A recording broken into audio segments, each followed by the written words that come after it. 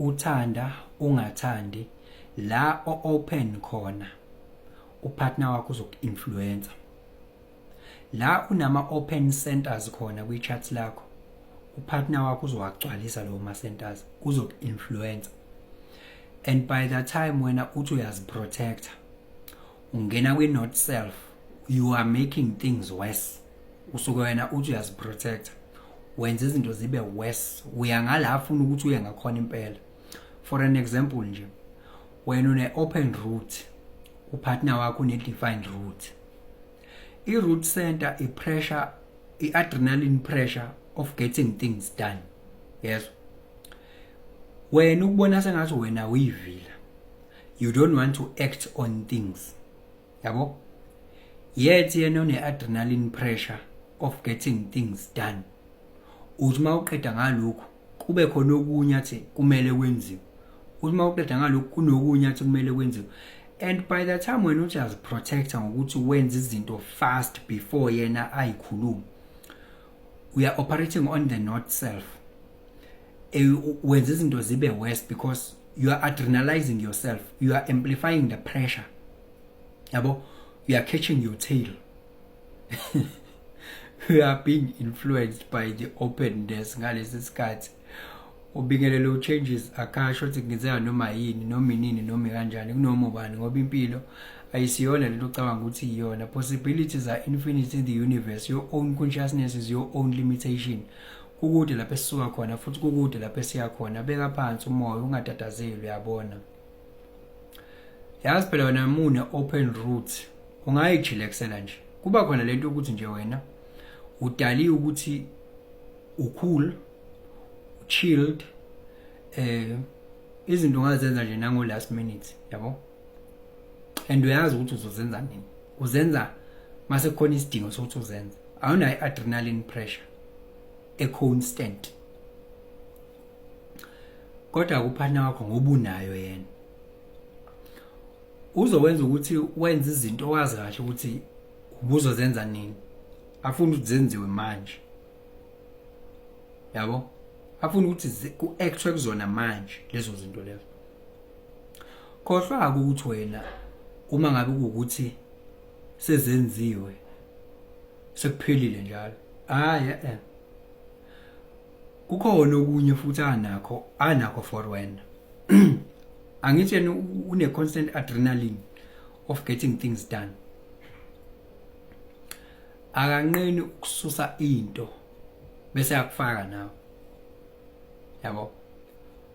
Angiphathi uthola ukuthi maybe angithi vele ngithe adrenaline pressure le of getting things done. Let me make a practical example yokuthi because phela i-root center inama gates amaningi ngabi.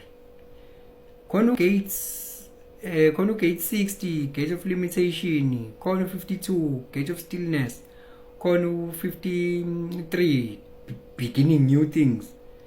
Khona like maningi, mhlawumbe ukuba 7 or 8, I don't know.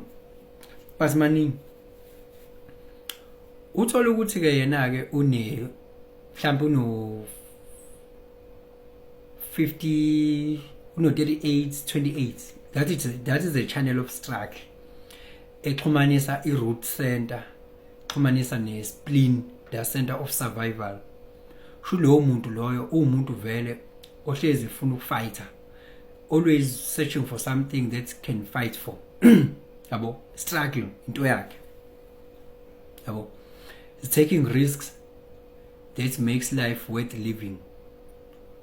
Is picking on fights, fighting for a purpose.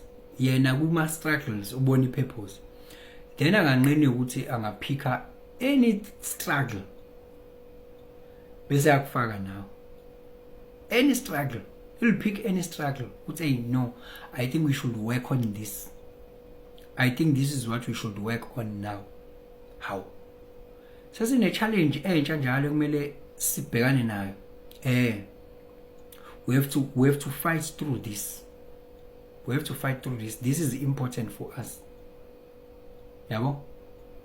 And now, when unganakile, that is why kumele ukuthi nawe usebenzise esakhe strategy ne-authority ukuze ungazitholi wenza izinto uzwa kahle ukuthi akuvumi, yabo, uzwa kahle ukuthi akuvumi kodwa uzenze anyway, yabo. Ngoba njengoba enalowo channel une-adrenaline yena of fighting for the purpose. Ngoba ungathola ukuthi usevele wenza into ethile ukuthi anginaso isibonelo manje emqondweni wami, yabo, anginaso isibonelo manje emqondweni wami. Noma nje usevele mhlambe I don't know what I can come up with, but you guess it, man. Yabo labantu uzovela asuse nje i-struggling nje, avela asuse nje something esithubeni ukuthi now we find ourselves, we have to fight through this, yabo, we have to put our energy into this now. And nami usengifaka khona lapho, nami sengithola sengikhona. Yes, it was a purpose for her or for him, it was a purpose. Ubeyibona yena purpose ukuthi no, we have to fight through this is the purpose that makes life worth living, yabo, taking risks. Even ngathiwa uno 54-32, into beno 54-32, maybe uzothola ukuthi umuntu othandayo ukuthi angavula some business nje, uzathole some money. And now sezokufaka nayo lapho, we need to start something, yabo, u-adrenalized, and low pressure leyo uzoyifaka nawe uzoyifaka, nawe uzozithola nawe uthi hayibo ngingene kanjani la, naku sengithola sengiyolanda izitokwe, sengi-order izitokwe, sengihlangana nabantu abathi ngifike kanjani lana manje.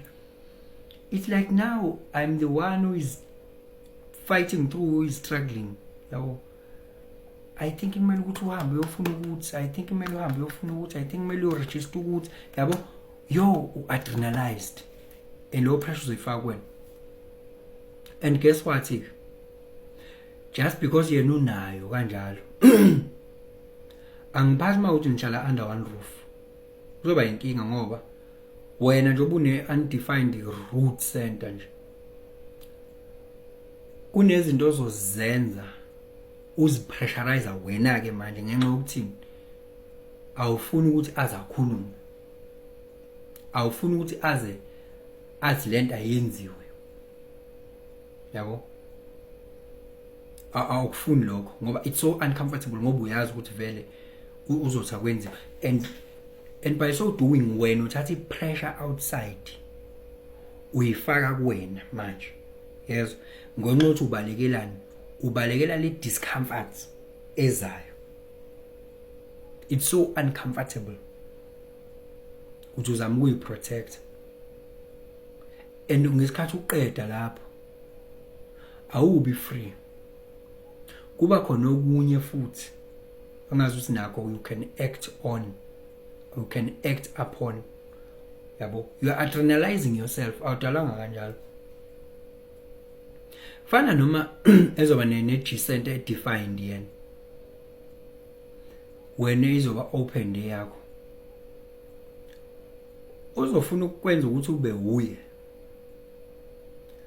akugqokisa izinto athi gqoka kanje, aza insist nje, I think this is what you should love, angithi i-G center is the center of identity and direction.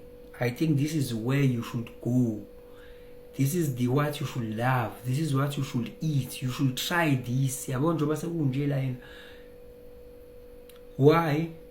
We are influencer, it's the way things are. I-identity yakho uzoyishape nje igcinise iwuye, thola ukuthi wow, lo muntu siyamazi nje, ubengayigqoki lezi zinto, usayigqoka, vele wayithenga upartner, vele wayithenga wathi nazi une-defined G center nje, angithi yena une-defined way of ukuthi who he or she is, and lonto leyo yena energetically is like when you don't know who you are and who you need to be, and when you are not here to be one identity, and usiyakufix again.